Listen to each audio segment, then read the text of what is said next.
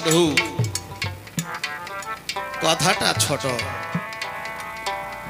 কিন্তু সাধুর যে কি গুণাগুণ আজ পর্যন্ত আমার মনে হয় কেউ বলে শেষ করতে পারে না। আমার যদি 1000টা বদনও থাকতো, আমি 1000 মুখে সাধুর গুণাগুণ বর্ণনা করে শেষ করতে পারতাম। আমরা জানি পরশপি পরশেন যাদৃশী লৌহ কাঞ্চন তাদৃশী মহৎ সমাগমে পাপী নাগমুচ্যতে পাপ। পরশমণির পরশ পেলে এই মহিতলে লৌহ খণ্ড পর্যন্ত সোনায় পরিণত হয়, কিন্তু সাধু হচ্ছে পরশের পরশ।